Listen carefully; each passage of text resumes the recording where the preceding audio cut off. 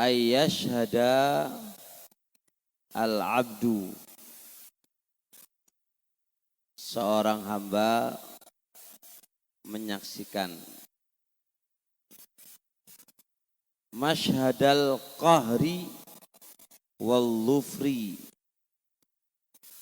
persaksian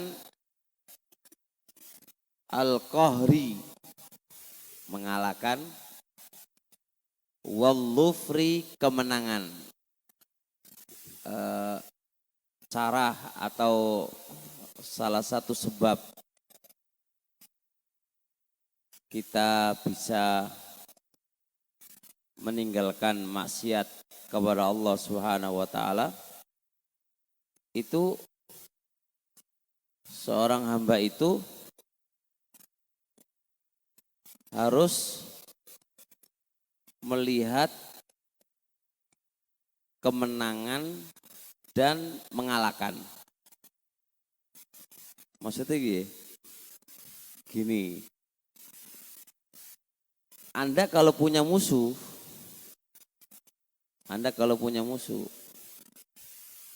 terus bisa mukul dia dan bisa mengalahkan dia, kira-kira antum punya rasa apa? Seneng gak? Jadi kalau kita punya musuh, saya yakin setiap saat, setiap hari kita itu pengen menang dan pengen mengalahkan musuh. Dan kalau sudah mengalahkannya, hati itu rasanya gimana? Pokoknya apa? Seneng lah gitu kan. Itu jelas. Syaiton itu musuh kita. Fa inna syaitana aduun fattakhiduhu aduwa. Setan itu musuh bagi kamu dan jadikan dia musuh. Berarti setan itu musuh kita, adu mubin, musuh yang nyata. Nah, kalau dia itu musuh yang nyata, kalau kita bisa mengalahkan dan kita bisa menang, bagaimana rasa hati kita? Seweneng gitu kan. Seweneng gitu kan. Nah, berarti titik kita pengen meninggalkan maksiat itu titiknya di mana? Titiknya biar nyenangkan hatiku, ya kan? Biar pengen nyenangkan hatiku, aku pengen ngalahkan setan. Dia musuhku. Dia musuhku. Berarti kalau kita ngikuti apa kemauan setan, berarti dia menang, kita kalah. Dan kalau kita kalah, kita menjadi orang hina, gitu kan. Kita pengen menang, kita pengen ngalahkan musuh. Sebuah ketentraman hidup, ya, sebuah keistimewaan tersendiri kalau kita bisa mengalahkan musuh. Itu maksudnya di sini. Nah, kita harus berpikir di sini. Iya ya, setan itu musuhku gitu kan. Ana harus kalahkan dia. Aku harus menang. Masa musuh kok menang gitu kan. Begitu ya Pak. Sekarang lebih gampangnya pemain bola. Ya, pemain bola ya kan. Gresik lagi bertanding sama orang mana ini? Orang Surabaya. Ini musuh bebuyutan itu. Kira-kira kalau Gresik bisa ngalahkan dia gitu, kira-kira sampai lihat main bola itu jungkir balik, wis sorak, wis pokoknya seweneng gitu. Itu kalau dia ngalahkan setan, harusnya lebih gembira daripada ngalahkan apa? Teman pertandingannya. Itu manusia, teman kamu. Itu aja soraknya kayak begitu. Gimana kalau Anda bisa mengalahkan syaitan? Jadi gini teman, jadi kalau kita pengen, ini sekarang ini lagi musim libur kan, setan itu pengen dorong kamu itu pengen lihat HP yang nggak bener lah dikasih. Itu berarti sekarang antum lagi bertanding sama musuhmu itu. Kalau antum menang, enggak, saya gak bakal lihat ini. Saya bawa baca Al-Quran, harusnya kita itu punya ketenangan, punya kegembiraan tersendiri. Karena apa kok kegembiraannya? Karena waktu itu saya lagi bertengkar sama syaitan, disuruh lihat yang gak benar, ternyata aku bisa mengalahkannya. Nah, kalau kita punya kegembiraan begitu, itu akan mudah meninggalkan maksiat kepada Allah Subhanahu wa taala. Kita lihat sisi ininya. Masya Allah ya kawan. Jadi kalau antum diajak temanmu, ayo nyuri gitu kan. Oh enggak. Diajak enggak. Antum menang berarti kan. Kalau menang, antum punya kegembiraan. Waduh, aku menang bisa ngalahkan musuhku. Bahkan kalau kita punya kayak gini ini, mungkin kita akan berlomba-lomba terus mengalahkan musuh. Biar kamu kalahkan begitu. Karena dia musuh kita, musuh yang nyata. Dan kita kalau udah namanya musuh, ya harus kalah kan gitu kan. Saya harus menang kan begitu. Nah masalahnya kenapa kita ini kok tidak nyantai dalam maksiat? Karena kita itu salah. Siapa sih musuh kamu itu? Kamu gak menjadikan setan itu musuh. Kamu jadikan dia teman. Makanya enjoy dalam bermaksiat kepada Allah. Karena kamu jadikan setan itu temanmu. Bukan kamu jadikan dia musuh. Ini salahnya di sini. Coba kalau kita jadikan dia musuh. Nah, itu hewan yang harus diperhatikan. Fa inna qahrus syahwati wa dhufra bisyaitani, dibaca dhufra. Fa inna qahrus syaitani, maka sesungguhnya mengalahkan syaitan. Wadhufra bisyaitani, dan menang mengalahkan syaitan itu lahu halawatun wa masarratun, memiliki kelezatan dan kegembiraan. Ingda man dhaqa dzalik, di sisi orang yang merasakan yang demikian itu. Masya Allah. Jadi di sisi orang yang merasakan yang demikian itu kalau dia bisa mengalahkan nafsunya, mengalahkan syahwat, itu punya halawa, punya rasa tersendiri, punya rasa manis tersendiri, punya sebuah kegembiraan tersendiri. Bahkan itu a'dhamu, lebih agung senengnya, lebih agung senengnya minal dhufri, daripada dia menang bi'aduwihi, ya, daripada dia menang dari musuhnya, minal adamiyin, dari kalangan anak Adam, wa ahla mauqian, dan lebih lezat tempatnya, lebih lezat dapat dirasakannya. Jadi kalau kita punya musuh dari kalangan anak Adam, itu saja kalau kamu menang dan dia kalah, Anda memiliki kegembiraan dan memiliki apa? Rasa tersendiri. Harusnya kita kalau bisa menekan nafsu kita, mengalahkan nafsu kita, harusnya lebih gembira lagi dan lebih senang lagi dan memiliki keistimewaan tersendiri karena Anda sudah mengalahkan musuh kamu yang nyata. Gitu ya kawan. Jadi contoh sekarang ngaji. Ini kan syaitan itu kan mau bikin kita itu mau malas kalau ngaji. Dan ada aja kalau mau ngaji. Urusan ini urus badal, urusanmu itu bisa kamu selesaikan setelah ngaji. Gak ada waktu terlambat. Kita mau beli di supermarket, mau beli apa, masih bisa jam 10 malam. Kenapa kok harus milih setelah maghrib? Nah kan? Antum lawan itu. Enggak, pokoknya saya ngaji dulu. Enggak, saya mau ngaji dulu. Terus kamu menang. Wah ini ada apa? Ada sisi perasaan enak, perasaan nyaman, perasaan senang. Karena Anda bisa mengalahkan nafsumu, mengalahkan apa? Hawa malesmu. Anda bisa mengalahkan nafsu yang kamu itu Makanya ada sebuah kata-kata begini kan. Virus corona, yang lagi virus corona itu kan bahaya. Di sana ada lebih bahaya lagi. Apa kata Ibnu Qayyim? Al-jahlu. Jahlu daun qatilun. Kebodohan tentang agama itu penyakit yang membunuh. Lebih berat, lebih besar daripada corona. Orang takut corona karena penyakit yang membunuh dan menular. Berdekatan sama dia saja, berdekatan sama dia aja menjauh karena takut tertular. Bodoh itu penyakit menular juga. Kalau kita kumpulnya sama orang-orang bodoh, sama orang-orang malas gak mau belajar, tertular. Kalau kita kumpulnya sama orang-orang yang suka ngaji, juga akan tertular gak ngaji. Tapi kalau kumpulnya sama orang-orang tidur, malas, gak mau ngaji, ya akan tertular. Tertular ya kan.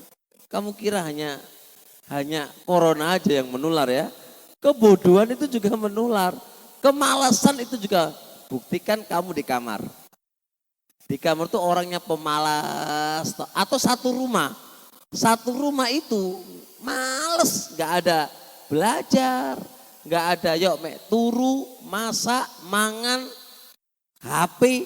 Saya yakin kamu kuat seberapa hari bertahan di rumah itu untuk baca Al-Quran dan membaca. Gak bakal tahan, paling seminggu. Terus apa terjadi? Tidur seperti alur mereka karena menular. Tapi beda dengan keluarga itu baca Quran, terus belajar, masih baca buku, masih ini, maka insya Allah nggak nular. Tidur itu juga menular. Satu kamar, 2 orang istri nggak tidur, gak ngantuk. Satu tidur, antum bertahan berapa jam? Yes turu habis nular kok. Jadi gayanya kalau aku nikah tambah sinau, tambah ngantuk, orang tambah sinau. Gak ada ceritanya tambah semangat, tambah ngantuk, tambah absen. Ya, alpa dalam belajar iya. Kamu kira nyaman gitu. Kayak ada teman kita itu kan, lo antum kenapa kok ujian kamu kok merosot ya? Waduh Ustaz, setiap kali saya murojaah apa? Anakku datang ngerobek buku-buku saya. Ya wis saya nggak jadi belajar wis. Nah, begitu keadaannya. Makanya barakallahu fiik. Memang begitu menular. Bodoh. Kalau kita kumpulnya sama orang bodoh, ya bodoh terus. Dan itu daun qatil. Oh, penyakit yang membunuh. Kenapa lebih berat? Kalau corona paling mati di dunia. Selesai urusannya. Kalau bodoh, masih seterusnya. Setelah mati masih ada pertanggungjawabannya. Setelah dibangkitkan dari kuburan, tetap ada permasalahan baru. Makanya lebih ringan kena virus corona daripada kena virus kebodohan. Tapi orang lebih senang kena virus kebodohan daripada kena virus apa? Virus corona. Virus corona. Udah paham insyaallah? Lah kalau kita bisa mengalahkan nafsu, mengalahkan apa sih mau ngaji sebentar, baca Al-Quran sebentar, murojaah buku yuk sebentar, menghadiri majelis ilmu lu sebentar. Kita tuh masih 24 jam, ambil 24 jam, ya kan? Ngaji di masjid itu loh, nggak sampai 1 jam, 23 jam itu masih kurang toh. Hanya ambil 1 jam, duduk di majelis, ngurusi perkara rumah nggak selesai, duduk aja dulu. Makanya kata Ibnu Hibban rahmatullah alaih, Ibnu Hibban di dalam kitab Raudhatul Uqala, Ibnu Hibban mengatakan suhbatul asdiqai ahabbu ilaina min suhbati ahlina. Berteman dengan teman-teman akrab itu lebih aku cintai daripada berteman dengan istri-istri. Kok iso? Dijelaskan banyak penyarah. Teman ini maksudnya teman yang menggugahkan kita untuk taat kepada Allah. Teman yang menyemangati kita belajar. Teman yang menyemangati kita ke akhirat. Itu maksudnya berteman dengan orang yang kayak gini lebih aku sukai daripada berteman dengan keluarga. Kenapa? Antum kalau pulang ke keluarga, duitnya habis, apa? Susunya habis, apa lagi? Pampasnya habis. Terus antum jadi pusing nggak? Pusing, terdorong apa? Cari duit. Nah itu masalahnya.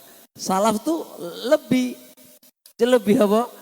Lebih enak berkumpul dengan mereka orang-orang soleh daripada berkumpul dengan istri. Kalau dengan istri pasti Anda diingatkan dengan urusan dunia yang senantiasa kurang.